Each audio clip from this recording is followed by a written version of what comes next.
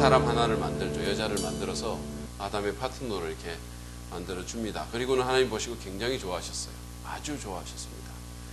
그 말은 사람이 처음부터 관계적인 존재로 디자인됐다는 겁니다. 그랬기 때문에 우리 마음속에, 우리 안에 이 관계에 대한 갈망이 있는 거예요. 우리가 참 친밀한 관계, 뭔가 누군가가 나를 알면서도 나를 받아주고 정말 이렇게 막힘이 없는 어떤 그런 관계를 맺기를 우리가 갈망합니다. 모든 사람의 마음속에 그런 게 있어요. 그리고 그 관계가 잘 안 될 때, 제가 조금 전에 얘기했던 것처럼 잘 안 될 때는 다른 모든 것이 있어도 행복하지가 않은 거죠. 만족스럽지 못해요. 오늘 많은 사람들이 관계 문제로 어려움을 겪고 있습니다. 사실은 요즘 한국의 학교에 뭐 왕따 문제가 있고 그렇잖아요. 그게 다 관계 문제죠. 왕따라든지 무슨 폭력이라든지 관계 문제입니다.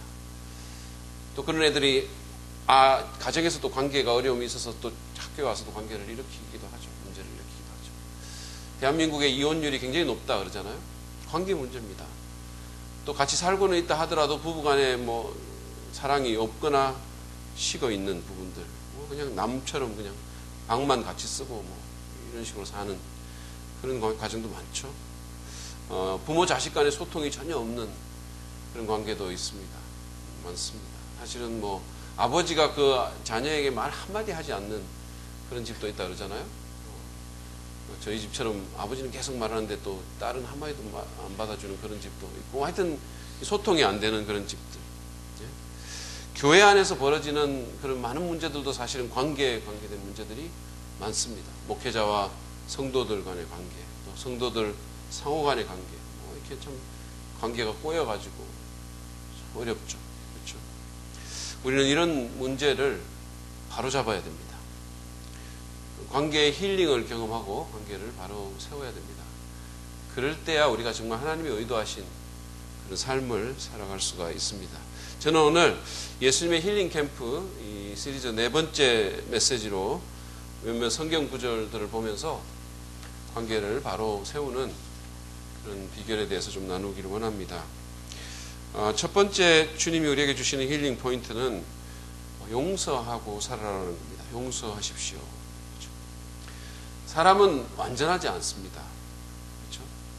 멀쩡한 것 같지만 자세히 보면 다 무슨 문제들이 있어요. 잔 올트버그가 비유한 것처럼 마치 시장에서 이렇게 좀 약간 흠이 있는 그런 물건들 내서 싸게 파는 것처럼 그런 게 있잖아요. 그렇죠? 그러니까 멀리서 보면 잘 몰라요. 똑같아요. 근데 가까이 가서 그 옷을 집어들고 이렇게 자세히 살펴보면 뭐 올이 뭐 이렇게 빠져 있다거나 좌우 대칭이 안 맞는다거나 뭐 디자인이 조금 이상하다거나 이런 게 있죠. 그렇죠? 그런 것처럼 사람도 마찬가지입니다. 타락의 결과로 우리 안에 있는 하나님의 형상에 손상이 갔습니다. 그래서 뭔가가 잘못되어 있는 거예요. 모든 영역에서. 감정적인 영역, 이성적인 영역, 의지적인 영역 또는 관계적인 영역, 모든 영역에서 우리가 뭔가가 좀 잘못되어 있어요. 그래서 제가 여러분에게 말씀드린 것처럼 우리는 정상이 아닙니다. 이렇게 살짝 비정상적인 사람들이 서로 어울려서 살아가다 보니까 갈등이 생기죠. 어쩌면 그게 아주 정상적인 겁니다. 당연한 거죠. 그렇지 않겠어요? 안 생기는 게 도로 이상하지 않습니까? 비정상적인 사람들이 어울려서 사는데. 여러분 혹시 그 대한민국 연예인 중에 션이라는 사람 아세요? 션이라는 사람 있죠. 진우션의 멤버 이 사람. 근데 이 션이라는 사람, 이 모든 결혼한 남자에게 공공의 적이죠, 이 사람이. 그렇죠. 이 사람이 오늘 방송에 나와가지고 제가 들었는데 자기가 결혼 4년 차인데 그때까지 한 번도 부부 싸움을 해본 적이 없다는 거예요. 여러분 이게 저는 이걸 안 믿어요, 사실은. 아니 안 믿고 싶어요, 진짜로. 4년 그 후에 그전에 연애도 했고 부부 결혼해가지고 4년을 살았는데 한 번도 싸움해 본 적이 없다는 거예요. 이게 사람입니까? 여러분 사람이 아니면이다. 부부가 아니면이다. 정상적인 부부는 안 해요. 대부분의 정상적인 부부들은 싸움을 합니다. 왜 그럴까요? 그들은 정상적인 존재가 아니기 때문이에요. 예. 정상적이지 않기 때문에 정상적인 사람들이 싸움, 뭐 이상한 말이 되는데 어쨌든 간에 이게 사실이에요.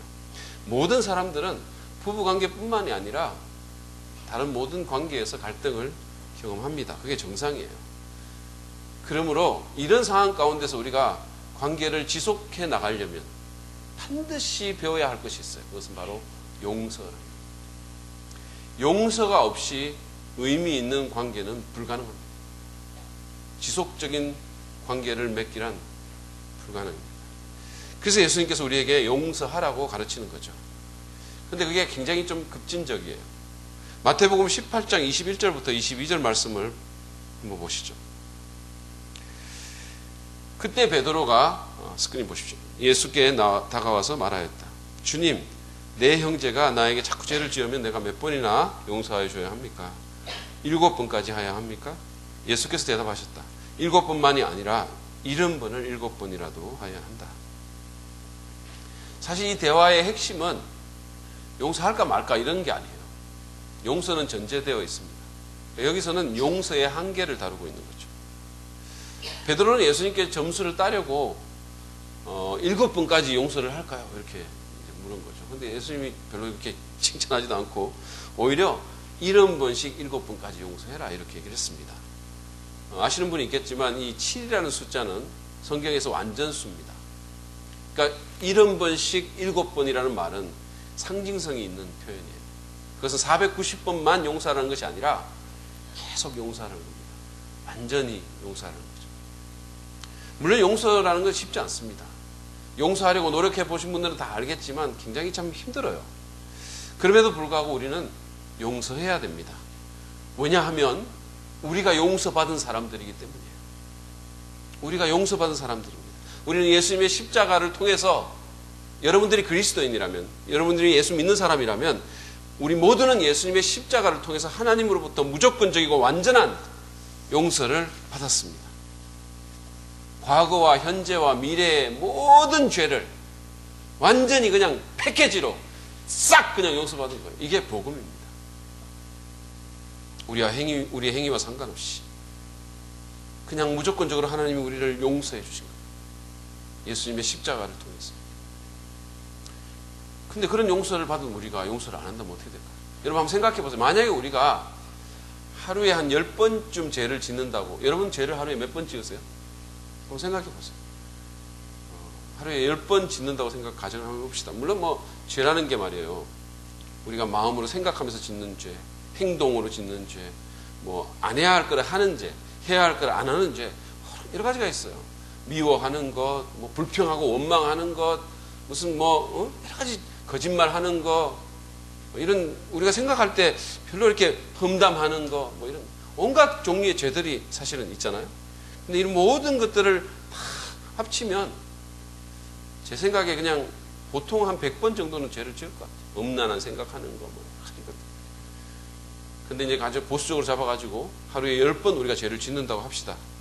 그럼 만약에 우리가 한 80년을 산다고 하면 얼마나 많이 죄를 용서받는지 아세요? 이게 계산이 딱 되십니까?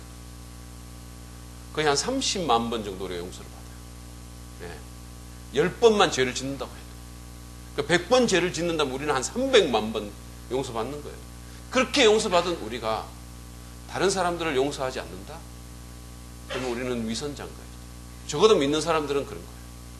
성경에 그런 얘기가 있잖아요. 어떤 사람이 종이 10,000달란트를 탕감받았어요. 그냥 무조건 왕이 불쌍히 여겨가지고 그냥 10,000달란트를 탕감해요. 한 달란트가 얼마나 한 사람이 16년 또는 20년 받을 수 있는 돈이에요. 이 연봉으로 계산해가지고. 그러니까 한 20년 연봉이라고 합시다. 20년 연봉이 한 달란트 때 10,000달란트를 했으니까 이게 천문학적인 숫자죠. 그냥 용서해줬어요. 근데 이 사람이 가다가 자기한테 100데나리온, 데나리온은 하루 임금이에요. 그러니까 100데나리온 빚진 자를 보고 너 안 갚으면 안 된다고 막 절대 용서 안 해준다고. 그런 얘기가 성경에 나와요. 위선자죠. 위선자. 말이 안 되는 거예요. 우리가 용서해야지. 안 그러면 이 뻔뻔한 종하고 다를 바가 없습니다. 여러분 용서해야 됩니다. 그게 우리한테 마땅한 걸 뿐만 아니라 그래야 관계가 지속되는 거예요. 그래야 우리가 의미 있는 관계를 하면서 살아갈 수가 있는 겁니다. 이번에 이제 그 우리나라 가수 중에 싸이라는 사람 아시죠? 그렇죠? 강남 스타일로 그냥 대박을 터뜨렸잖아요. 근데 이 싸이가 미국의 어디 방송에서 인터뷰를 하면서 자기가 이렇게 오늘날 이렇게 될 수 있었던 것은 한국 국민들이 자기를 용서해 줬기 때문이다 그랬어요. 이 사람이 대마초 사건도 한번 있었고 또 군대 병영 문제도 한번 있었습니다. 물론 이제 그것으로 인한 값은 치렀죠. 그렇지만 한국 사람들이 용서하고 받아줬다는 거예요. 그랬기 때문에 자기가 연예 활동을 계속할 수 있었고 그래서 지금 그 사람이 그 자리에 있게 된다는 거죠. 여러분 용서합시다. 우리가 누군가를 용서해주면 관계가 바로 서게 됩니다. 그럴 뿐만 아니라 우리가 누군가를 용서해주면 내가 자유로워져요. 내가 용서하지 못하면 계속 그 감옥 안에 나도 있는데 용서함으로써 내가 자유롭게 되는 거예요. 그리고 누군가에게 내가 세컨 찬스를 두 번째 기회를 주게 되는 겁니다. 그럼 모두가 윈윈하는 거잖아요. 그렇죠? 여러분 기억하십시오. 용서가 없는 인간관계는 가능하지 않습니다. 그러므로 하나님의 도우심을 구하는 가운데 의지적으로 용서를 실천하시는 여러분 되시기를 바랍니다. 관계를 바로 세우기 위해서는 용서가 필요합니다. 또 하나 주님이 우리한테 주시는 힐링 포인트는 이거예요. 적극적으로 화해를 추구하라. 적극적으로 화해를 추구하십시오. 마태복음 5장 23절에서 24절 말씀을 한번 보시겠습니다. 마태복음 5장 23절에서 24절 말씀, 우리 예수님이 하신 말씀입니다. 제가 읽어드릴게요. 그러므로 네가 제단에 제물을 드리려고 하다가 네 형제나 자매가 네게 어떤 원한을 품고 있다는 생각이 나거든 너는 그 제물을 제단 앞에 놓아두고 먼저 가서 네 형제나 자매와 화해하여라. 그런 다음에 돌아와서 제물을 드려라. 여러분 이 상황을 좀 현대적으로 한번 상상을 해봅시다. 어떤 사람이 이제 좀 교회에 왔어요. 예배 드리려고 왔습니다. 한 5분 정도 일찍 와서 이렇게 가만히 앉아서 기도를 하려고 해요. 근데 갑자기 어떤 사람이 떠오르는 거예요. 이렇게 좀 관계가 틀어진 어떤 사람이 떠오르는 겁니다. 그걸 생각을 안 하려고 할수록 더 생각이 나는 거예요. 그 대상이 뭐 교회에 오는 길에서 대판으로 부부싸움을 한 남편일 수도 있고 아내일 수도 있고 그렇죠? 배우자일 수도 있죠.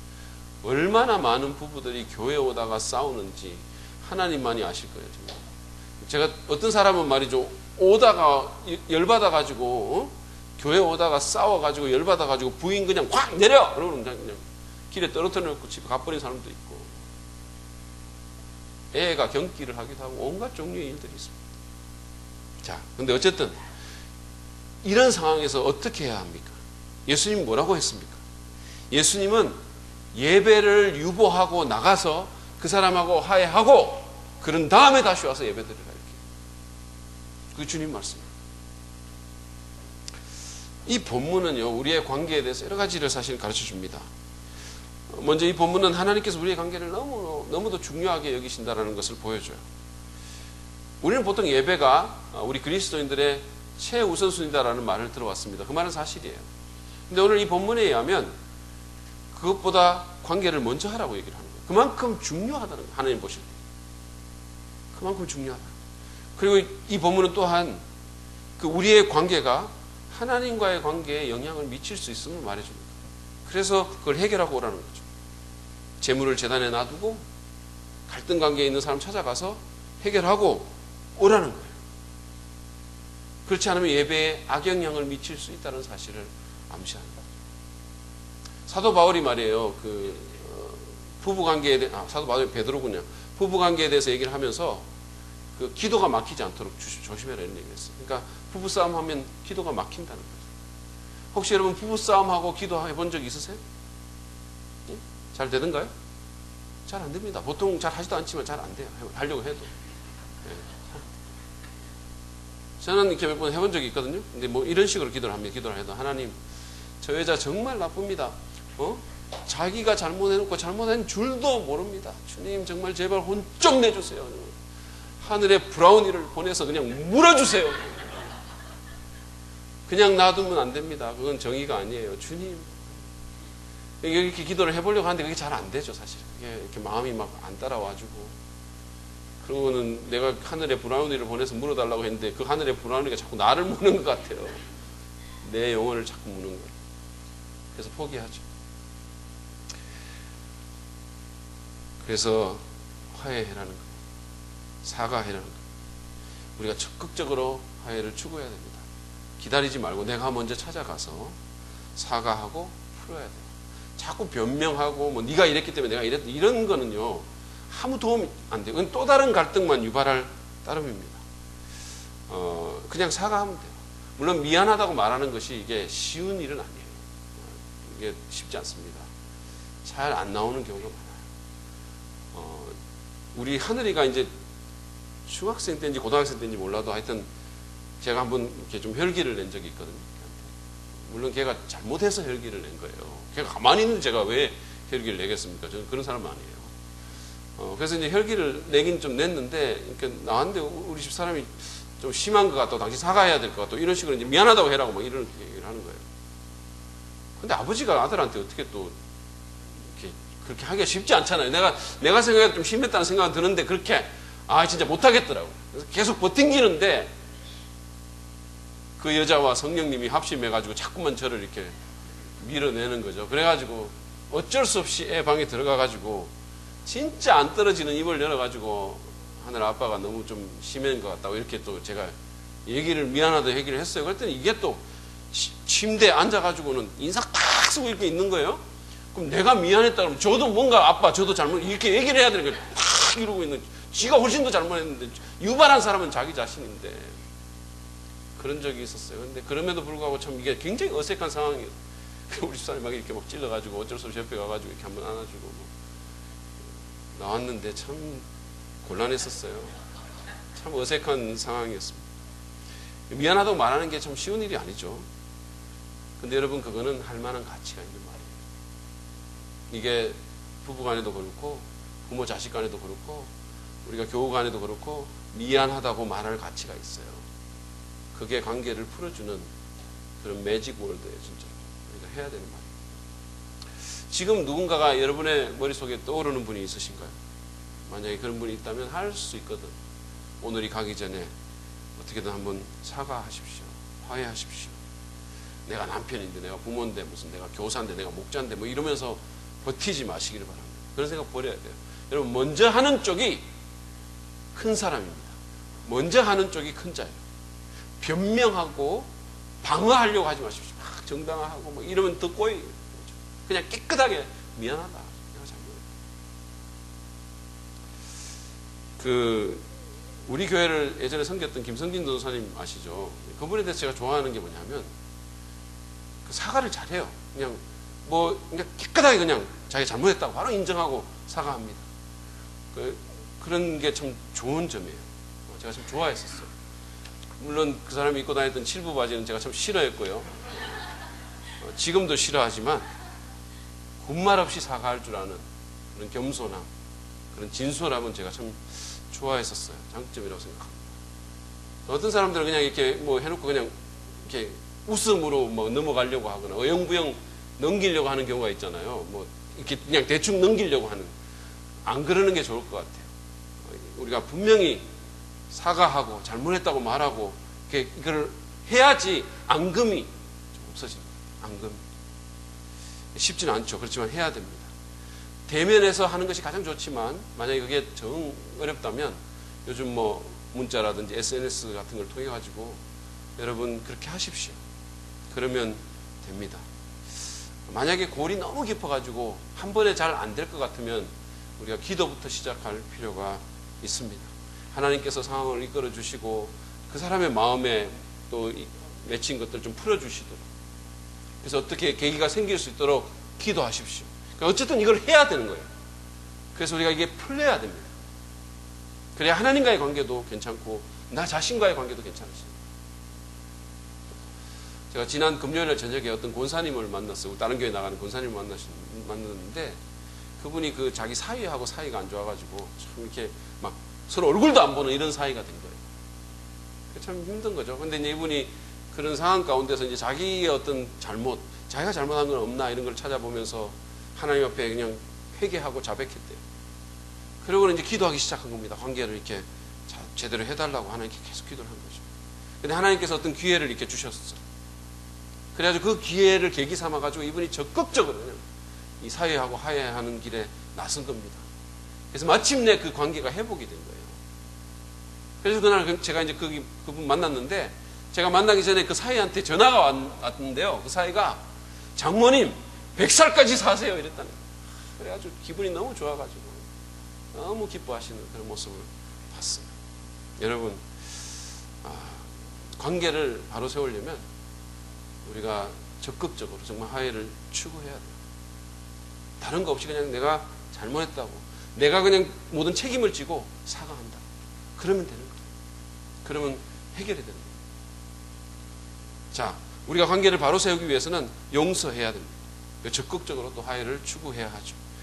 마지막으로 예수님께서 우리에게 주시고자 하는 힐링 포인트는 이겁니다. 특별한 종류의 사랑을 실천해라. 아주 특별한 종류의 사랑을 실천하십시오. 요한복음 13장 34절부터 35절 말씀입니다. 이것도 예수님이 직접 하신 말씀이에요. 요한복음 13장 34절 35절 말씀. 같이 한번 읽어볼까요? 시작. 이제 나는 너에게 새 계명을 준다. 서로 사랑하여라.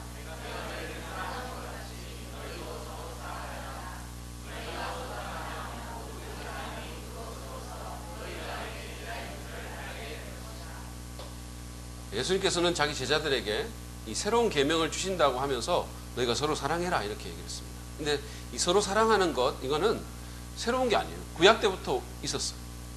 이 계명이 새로운 것은, 이 계명의 새로운 것은 서로 사랑하는 그게 아니고 사랑의 새로운 기준에 있습니다. 기준이 새로워진 거죠. 다시 말해서 내가 너희를 사랑한 것 같이 너희도 사랑하라. 사랑의 수준이 달라진 거죠. 예수님처럼 사랑하라는 거예요. 그냥 다른 사람들이 사랑하는 것처럼 그렇게 사랑하지 말고, 세상에서 통용되는 그런 사랑을 하지 말고, 예수님께서 우리에게 하셨던, 제자들에게 하셨던 그런 특별한 종류의 사랑을 실천하라는 거죠. 그게 이 계명의 새로운 차원입니다. 사실 사랑이라는 이 단어는 세상 사람들이 가장 많이 쓰는 단어죠. 근데 문제는 뭐냐 하면 이게 개념이 각각 다 다르다는 거예요. 자기 다 그냥 그 사랑이라는 게 다 달라요. 이거는 무생물한테 사랑하기도 하고, 어떤 사람은 초콜릿 사랑하고, 차도 사랑하고, 이러잖아요. 그리고 사람에게 써도 이게 다 다른 겁니다. 나훈아에 의하면요, 사랑은 눈물의 씨앗이에요. 존 레논에 의하면 사랑은 필링입니다. 사랑은 그냥 감정이에요. 네? 엘비스 프레슬리에 의하면 사랑은 그냥 맨홀처럼 가다가 그냥 푹 빠지는 거예요. Can't help falling in love. 그러니까 사랑에 그냥 빠지는 거, 빠지고. 바비킴에 의하면 사랑은 제멋대로 왔다고. 자기 마음대로 떠나가는 놈입니다. 네. 신보라에 의하면요, 사랑은 곱창집에서 그냥 곱창 주문하다 갑자기 헤어지자고 말하는 거예요. 난데없이 뜬금없이. 그런데 사랑이 다 다른 거죠, 사람마다. 어떤 사람은 사랑하기 때문에 같이 있자고 하고, 어떤 사람은 사랑하기 때문에 헤어진다고 하고, 어떤 사람은 사랑하기 때문에 나는 죽는다고 해서 자기 목숨을 끊는 사람도 있고, 어떤 사람은 사랑해서 죽였다고 하는 사람도 있어요. 다릅니다. 흔히 미디어라든지 영화 이런 데서 말하는 사랑은 남녀 간의 그런 사랑이죠. 좀 때로는 로맨틱하기도 하고 낭만적이기도 하지만 때로는 정욕적이고 그런 사랑이에요. 이게 눈에 콩깍지가 끼고 말이죠. 무슨 전기 막 감전된 것 같은, 총 맞은 것 같은 그런 사랑이 있잖아요. 스카펙이라는 심리학자는 이 사랑에 대해서 이렇게 표현했어요. 유전자가 정신을 속이는 일종의 속임수로서 결혼이라는 덫에 걸리게 하는 거다. 이렇게 얘기했어요. 일종의 정신질환이라는 거예요, 이런 사랑은. 그러니까 기분 좋은 정신질환. 물론 세상엔 다른 종류의 사랑도 있습니다. 근데 일반적으로 세상에서 말하는 사랑은 조건적이고 이기적이에요. 사랑할 만하니까 사랑하는 거죠. 또는 사랑을 해서 그게 내게 어떤 반대급부가 있기 때문에 사랑한다거나, 내가 기분이 좋아, 내가 만족하거나, 어쨌든 뭔가 나하고 연관이 있는, 그렇죠? 또는 내게 잘하는 사람에게 내가 사랑하는 거죠. 그런 어떤 본능적인 사랑. 근데 우리의 관계에 문제가 생기는 것은 보통 우리가 이런 식의 사랑을 하기 때문입니다. 그냥 일반적인 수준으로 사랑하기 때문이에요. 감정적이고 조건적이고 이기적이고 본능적이고 충동적인 그런 방식으로 우리가 사랑을 하기 때문에 관계에 문제가 생기는 거죠. 그나마 그래도 사랑하니까 다행하긴 하지만 안 할 때도 많지만. 근데 예수님께서는 우리에게 그런 사랑을 하지 말고 아주 특별한 종류의 사랑, 그걸 넘어서는 사랑을 하라고 말씀하는 겁니다. 제자들에게 주님이 실천하셨던 그 사랑을 우리에게도 요구하시는 거죠. 여러분, 그게 어떤 사랑일까요? 그것은 상대방의 유익에 전적으로 헌신한 그런 이타적이고 희생적인 사랑입니다. 한 시인의 표현처럼 자기를 찍어 넘기는 도끼날의 향을 듬뿍 묻혀주는 그런 막무가내의 사랑입니다. 그것은 상대의 조건이나 가치와 무관하게 베풀어지는 그런 무조건적인 사랑입니다. 그것은 상대가 어떠하든지 간에, 상대의 상태가 어떠하든지, 상대의 반응이 어떠하든지 간에 끝까지 사랑하기로 결단한 의지적인 사랑입니다. 행동입니다. 그냥 감정이나 정욕이나 본능적인 충동이 아니라 그런 것을 넘어선 의지적인 결단이라는 거죠. 영화배우 차인표 아시죠? 이 사람이 컴패션 밴드를 위해서 이렇게 그 가사가 있는, 반주하면서 가사가 있는 그런 노래 가사를 하나 만들었는데 이렇게 말을 했어요. 밥은 먹는다고 하고 잠은 잔다고 하고 꿈은 꾼다고 하는데 사랑은 그냥 하는 것이다. 그렇게 말한 후에 이렇게 또 사랑을 노래했습니다. 들어보십시오. 사랑을 한다는 건 품어준다, 불쌍히 여긴다, 함께 울어준다, 오래 참으며 기다린다, 위로한다, 눈물을 닦아준다, 함께 기뻐한다, 손을 잡는다, 이야기를 들어준다, 짐을 나눠준다, 같이 걷는다, 허리를 굽혀 앉는다, 힘껏 앉는다, 더더 힘껏 온 힘을 다해 안아준다. 이 모든 것이다. 예수님은 우리에게 이런 사랑을 하라고 하십니다. 그럴 때 우리는 관계를 바로 세울 수가 있습니다. 그럴 때 사람들이 우리가 누구인지를 알게 된다는 거예요. 우리가 예수님이라는 사람을 따라다니는 추종자임을 세상이 알게 된다는 거죠. 아멘을 크게 해서가 아니라, 새벽 기도를 나와서가 아니라, 무슨 거룩한 표정으로 그냥 근엄하게 말해서가 아니라, 뭐 시커먼 성경책을 끼고 다녀서가 아니라, 정통 교리를 복창해서가 아니라, 우리가 서로 사랑하면 세상이 우리가 누구인지를 알게 된다는 거죠. 여러분, 우리가 이런 사랑을 할 수 있을까요? 불가능합니다. 어떻게 인간이 하나님의 사랑을 할 수 있을까요? 그래서 하나님께서 우리에게 성령을 주신 것입니다. 그것을 선물로 주신 거예요. 그래서 우리가 그 성령으로 충만하게 되면 우리가 그런 사랑을 할 수가 있게 되는 거죠. 진정한 사랑은 성령의 열매라는 사실을 여러분 기억하세요. 그건 의지만이 아닙니다. 우리가 이빨을 악물고 하는 게 아닙니다. 그래서 성령께서 우리에게 충만케 하실 때 우리가 할 수 있는 겁니다. 물론 우리의 의지도 필요하지만. 제 친구 부부가 하나 기억이 나는데요. 제가 이제 1986년도에 미국에서 그 방학을 이용해가지고 제 친구 집에 이렇게 놀러를 가려고 코스타라는 수양회가 있었는데 그 수양회에 참석할 겸 그 집에 놀러 간 거죠. 근데 그 당시에 이제 그 친구가 메릴랜드 대학이라는 곳에서 박사과정 공부를 하고 있었어요. 근데 이제 그 갔는데 말이죠. 이 부인이 애가 둘인데다가 하나를 또 임신하고 있는 그런 상태였었습니다. 그러니까 뭐 경제적인 압박에다가 공부에다가 이 아이 또 막 양육하고 또 임신해서 몸도 안 좋고 막 이러니까 이 두 사람의 관계가 최악이었었어요. 우리는 모르고 갔는데 완전히 엉망이었어요. 집에 들어갔는데 있잖아요. 이 집을 얼마나 정리를, 청소 뭐 그런 게 있습니까? 지금 뭐 너무 힘들어 죽겠는데 집도 엉망진창이에요.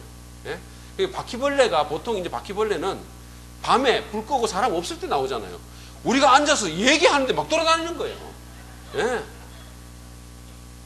나는 그런 건 처음 봤어요. 그러니까 막 서로 얘기하면서 걸레 집어가지고, 그러면서 있잖아.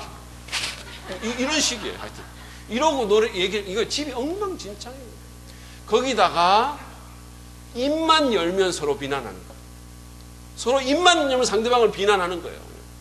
그게 뭐 완전 잡을 안 섞였었어요. 너무 뭐 하루 잤는지 모르지 하여튼 하룻밤 자고 코스타라는 수양회를 이제 그 부부하고 우리가 같이 갔어요. 그래서 3박 4일 동안 했는데 찬양하고 말씀 듣고 계속 빡시거든요. 그리고 말씀 묵상하고 또 나누고 기도하고 계속 그래가지고. 근데 이 집회를 통해서 하나님께서 그 사람들에게 다가가신 거예요. 은혜를 받은 거죠. 은혜를 받았어요. 성령께서 각자의 마음을 녹여주시고 그래서 사랑으로 충만하게 하셨어요. 그 집회 마지막 날에 그렇게 막 원수 같은 사람들이 집회 마지막 날에 그 많은 사람들이 있는데 그냥 둘이 탁 껴안고 있는 거예요. 하나님께서 역사하셔가지고 눈물을 흘리면서 둘이 오랫동안 껴안으면서 서로 용납하고 용서하고 죄의 신앙이 되는 거죠. 그리고 성령님께서 우리를 주장하시면 우리는 예수님이 우리에게 하셨던 그 사랑을 조금이라도 흉내낼 수가 있어요. 맥스 루케이도라는 사람이, 제가 그분이 결심한 내용 쫙 있거든요. 근데 그 결심한 글을 보고 굉장히 감동을 받았는데, 그 첫 번째가 뭐냐 하면, 나는 오늘 새벽에 결심하는 거예요. 나는 오늘 내게 불친절한 사람에게 친절하기로 결심한다. 얼마나 고상한 결심입니까? 근데 얼마나 하기 어려운 결심입니다. 실천하기 어려운 것입니다. 내게 불친절한 사람에게 친절하기로 결심합니다. 근데 우리가 성령의 충만함을 받으면, 성령께서 내 마음을 움직이시면 그것이 가능해질 수 있다는 겁니다. 용납하고 용서하고 상대의 유익에 헌신하는 이타적이고 희생적인 사랑을 시도할 수가 있습니다. 그러므로 여러분, 성령의 충만함을 받고 예수님께서 우리에게 하셨던 특별한 종류의 사랑을 실천하시기를 바랍니다. 그럴 때 관계가 바로 세워질 수가 있습니다. 혹시 그 고슴도치가 가진 사랑의 딜레마에 대해서 한번 들어보셨나요? 고슴도치는 혼자 다니는 동물이에요. 근데 고슴도치가 이렇게 혼자 다니는 것은 그 고독을 특별히 고슴도치가 좋아해서가 아니라 그 몸에 있는 가시 때문이에요. 그러니까 사실은 고슴도치가 참 불쌍한 존재예요. 그렇죠? 여러분, 고슴도치가 얼마나 외롭고 참 고독하겠습니까? 근데 이 고슴도치도 11월 달, 12월 달이 되면 그 외로움을 도저히 못 견디는 거예요. 그래서 이제 다가갑니다. 다가가요. 그래가지고 이제 번식도 해야 되고 하니까 상대에게 다가가는. 근데 그때 예기치 못한 의도하지 않은 상황이 발생하는 거죠. 이게 뭐냐 하면 몸에 돋친 3만 개의 가시가 찌르는 거예요. 찔리기도 하는 거예요. 다가갔는데 찔리는 거죠. 우리가 꼭 고슴도치 같아요. 관계적인 존재로 만들어져서 이 관계를 너무너무 갈망하고, 그래서 정말 이렇게 다가가죠. 우리가 다가가는데 찔리는 거예요. 또는 찌르기도 하는 거예요. 그래서 또 떨어지는 거죠. 또 다가가고 또 떨어지고. 이것이 우리의 딜레마입니다. 이 관계의 딜레마를 어떻게 해결할까요? 어떻게 하면 이 관계로 인한 고통을 치유할 수 있을까요? 예수님께서는 오늘 우리에게 서로 용서하라고 말씀하십니다. 그리고 적극적으로 화해를 추구하며 특별한 사랑을 실천하라고 말씀하시죠. 우리 가운데 관계의 힐링이 필요한 분이 계시나요? 오늘 예수님께서 우리에게 주신 이 힐링 포인트를 여러분 기억하시고 성령의 도움을 얻어서 실천하시기를 바랍니다.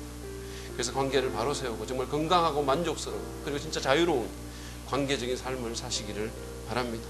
특별히 우리의 가정과 우리의 교회에서 용서와 적극적인 화해의 시도와 특별한 종류의 사랑의 실천으로 관계의 기쁨을 누리고 정말 하늘빛 기쁨을 경험하고 예수 공동체가 든든히 세워져가는 역사가 있기를 우리 주님의 이름으로 축복드립니다.